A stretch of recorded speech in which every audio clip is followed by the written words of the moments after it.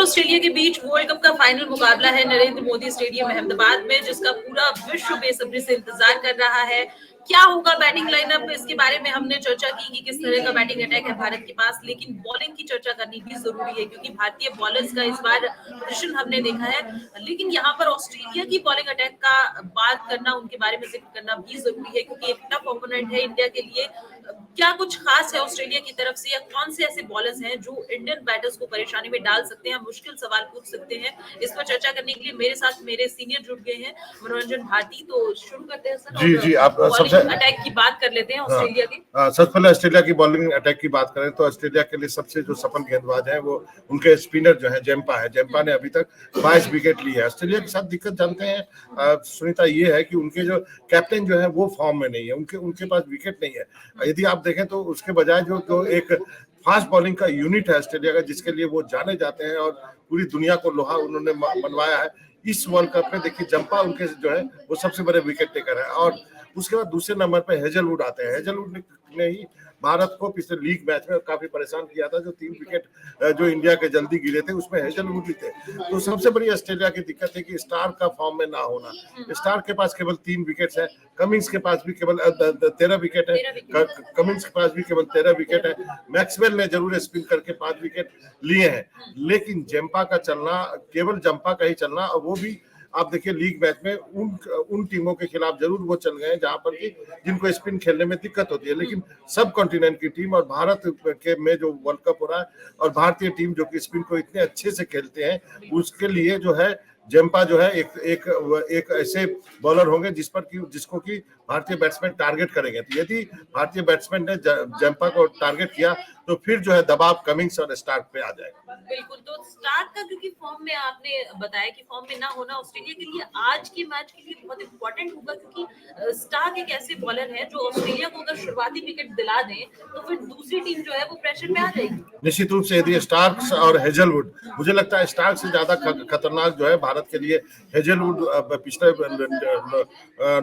League match में भी रहे हैं और इस मैच में भी रहेंगे। तो ये जो तिकड़ी है हेजलवुड, पैट कमिंग्स और स्टार्क की, मिचेल स्टार्क की, इनका चलना काफी जरूरी है।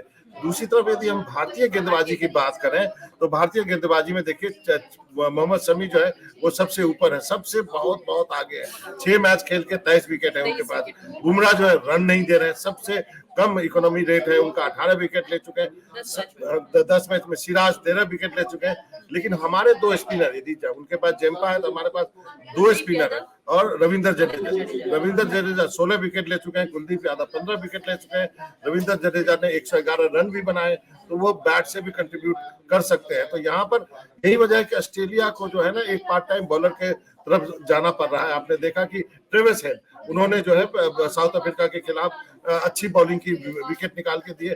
कहा एक तरह से उन्होंने ही ऑस्ट्रेलिया के लिए जो है वो मैच जीता है। यदि आप पार्ट टाइमर बॉलर पे डिपेंडेंट होते हो सेमीफाइनल जैसे मैच में, वो फाइनल में इंडिया के सामने नहीं चलेगा।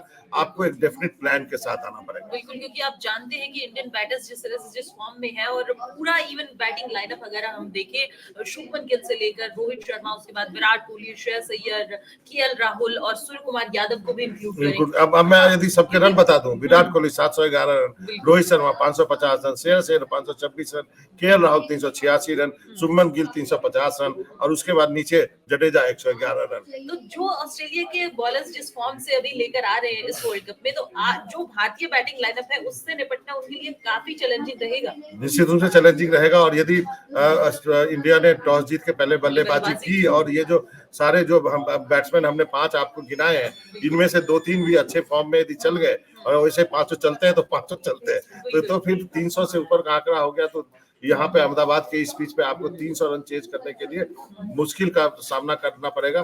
तो ये एक जो है खूबी है। इसलिए ये कहा जा रहा है कि टॉस इतना मायने नहीं रखता। ऑस्ट्रेलिया के प्रेजेंट फॉर्म में जो उनके बॉलर चल रहे हैं उसमें यदि भारत दूसरे सेकेंड भी बल्लेबाजी करती है तो भारत जो है रन चेज कर सकती है। निश्चित तौर पर तो जैसा कि हमने बात की कि भारत की बॉलिंग भी यहाँ पर ऑस्ट्रेलिया से बेहतर है। अब देखना होगा कि फाइनल मुकाबले में ऑस्ट्रेलिया के जो बॉलर्स हैं वो इंडियन बैटर्स से उन्हीं के घर में कितने मुश्किल सवाल पूछते हैं। बॉलिंग के बारे में हमने बात की। वेल, आपका क्या प्रेडिक्शन है और आपको क्या लगता है कि कौन सा ऐसा बॉलर है जो आज इंडिया के लिए एक्सपेक्टेड साबित होगा, और ऑस्ट्रेलिया की तरफ से भी कौन सा ऐसा बॉलर है जो इंडियन बैटर्स को परेशान कर सकता है? अपना टेक हमारे साथ कमेंट सेक्शन में शेयर कीजिएगा। फिलहाल इजाजत चाहेंगे। नमस्कार।